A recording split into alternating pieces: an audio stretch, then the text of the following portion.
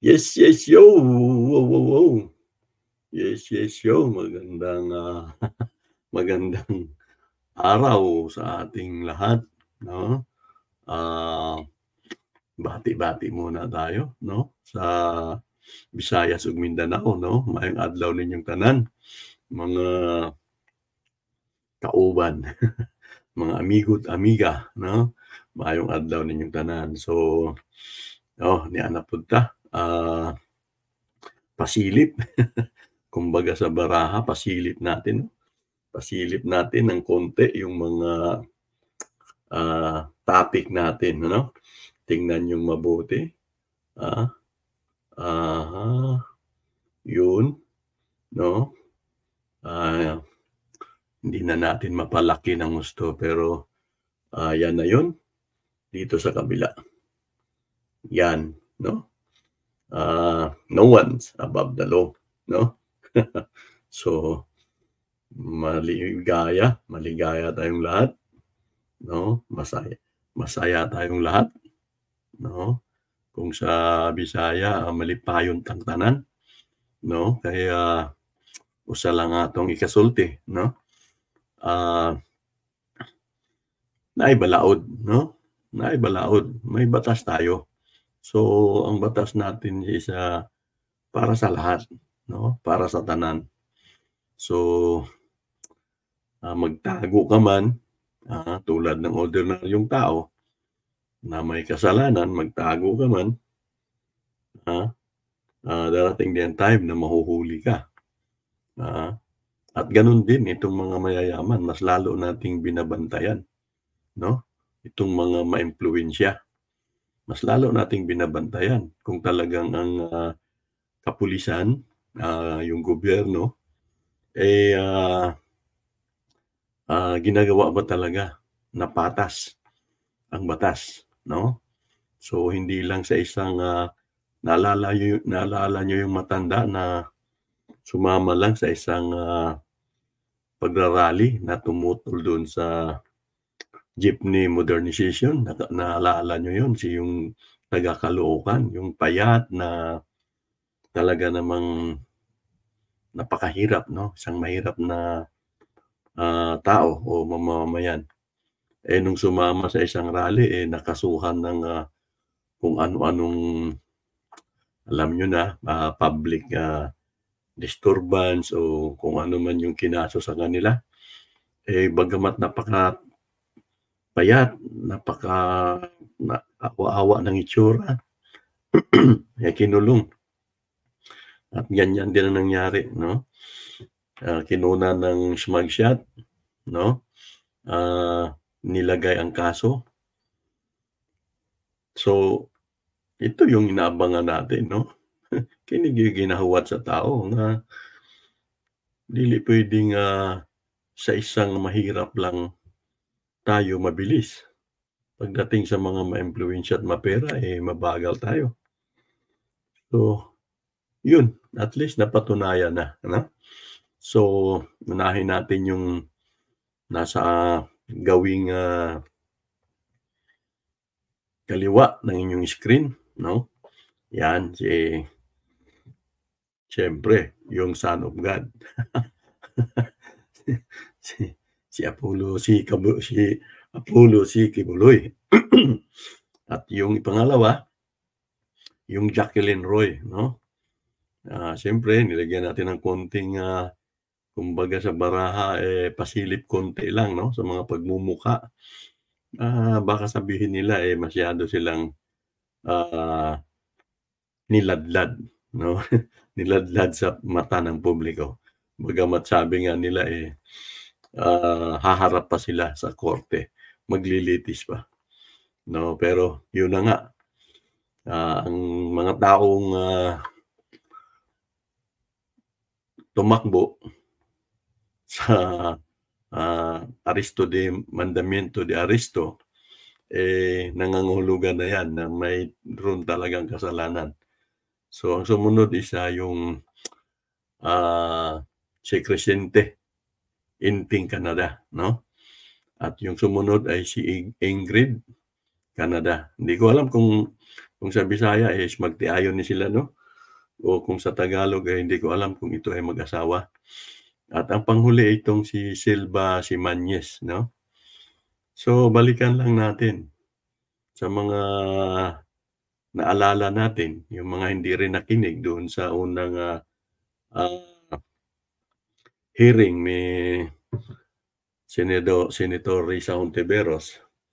Mayroong isang foreigner doon na batang babae o dalaga na nung magkaroon ng, paghi-hearing siya ay dalaga na pero ibig sabihin matured na.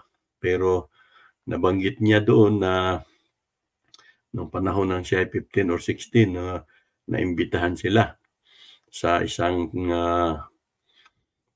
pagsasama-sama ng mga kabataan mula sa iba't ibang panig ng mundo 'no.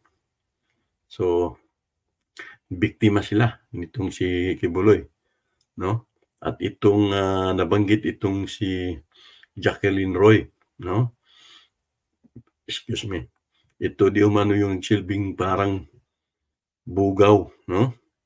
So, ito yung, sinasabing, nagbibigay ng, paalala sa kanila 'no, na mag-shampoo, mag ano ng pabango, maligo, at ito yung mga dapat isuot, ito yung mga pabango na dapat ah, iwisik kung sa Bisaya 'no, na dahil paborito daw ito. Yung mga pabangong yun ang paborito daw nitong si alam niyo na, yung Son of God na gustong, di natin malaman kung, sabi nga, child, molester pala 'no, base doon sa, mga inilahad na doon sa Senado ng mga biktima. So, ang pinakamabigat dito 'no, halos itong lahat dahil sa magkakakutsaba, ah, puwede nating tawagin na, ah, kung sa isang krimen, ah, katuwang. Bagamat mayroong, mastermind, lahat yang apat ay mga katuwang o tumulong para maisagawa ang, krimen. So, ano pa bang aasahan niyo? Halos pare-pareho ang magiging kaso nila 'no? At, ito nga 'no, kahit papaano hindi naman kasi tayo mga abogado pero, ah, kinukuha lang natin yung ating mga experience, mga nalalaman, mga nababalitaan at siyempre, nagsasaliksik tayo 'no, pinipilit nating saliksik batay sa ating, pagbabasa at, andiyan naman yung mga Google, andiyan naman yung marami na puwedeng, maging source ng ating, kaisipan o pagkakaalam. So, unahin natin yung, ano ba talaga yung, qualified human trafficking 'no? So, ito yung pinakamabigat na kaso, halos nilang 5 o 6 man 'yan sila 'no? Yung sabi dito, ang qualified human trafficking ay isang uri ng krimen na kinasasangkutan ng pang-aalipin, So, ah, 'pag may kinuha kang parang, ginawa mong slave 'no, utusan, sobra-sobrang, paggawa mo ng, ah, hindi na makataong, pagpigil mo sa kanila ginawa mo silang alipin 'no, tapos may kasamang pang-aabuso 'no, tapos paglalantad sa kanila ng iba't ibang gawain na ilegal. Kung ano man 'yan, pinagpatrabaho mo, hindi mo sineswelduhan, pinapalimos mo, ah, lahat ng mga ilegal na, ginagawa ninyo sa 5 o 4 o sa 10, sa 100 na mga sabi pa nga dito, bata, kababaihan o yung mga taong mahina ang utak. Ito ay isang malubhang krimen na maaaring magresulta sa malubhang parusa 'no.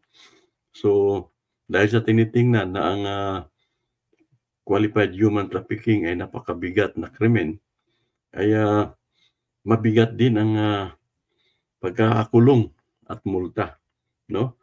Sa atin, sa Pilipinas, ito ay, tinatawag nilang, Republic Act number 9208, 'no?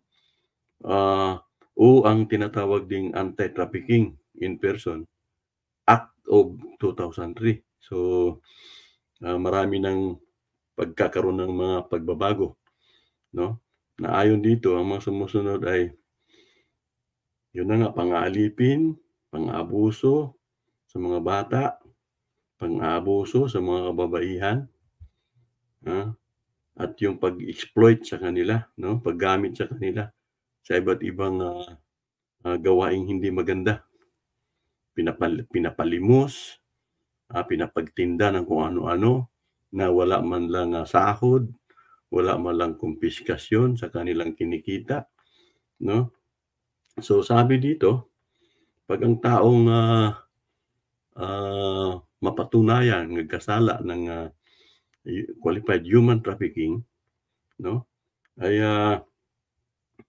maaaring makulong, 'no, ng, habang buhay, 'no, o sa pinakamababa, 15 taon o 15 years, 'no, at, magmumulta ng, kung maliit lang, konti ang iyong naging biktima ay, ₱250,000 hanggang ₱1,000,000, 'no? So, kung maramihan ang iyong mga naging biktima ay wala na itong, piyansa, 'no, at, habang buhay ang pagkakakulong kung ikaw ay, mapaparusahan ng guilty sa kasalanang 'yan. So, impas todas na, 'no? Impas todas na ang, Son of God. So, ito ang maganda, 'no? Ito ang maganda kasi, wala naman tayong ibang iniisip kung hindi, maparusahan ang sino mang mga nagkasala, 'no? So, ipaalaala ko lang uli na sa mga hearing ng, Senado, eh, talagang lumabas na 'yan, sila Jacqueline Roy, itong Ingrid Canada at itong Sylvia, Simañez. Ito yung mga di mo malaman kung, pastoral o mga, ah, ano bang tawag natin diyan, mga berdugo, 'no?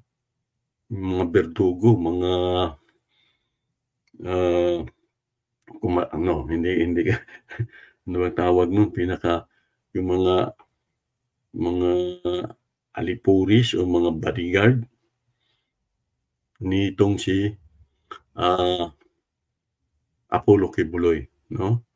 Kung hindi ko alam kung itong Crescente, Canada, kung ito ba yung, barangay captain diyan sa kanilang lugar sa may, Davao, yung tinatawag nilang Buhangin na Barangay Buhangin, 'no?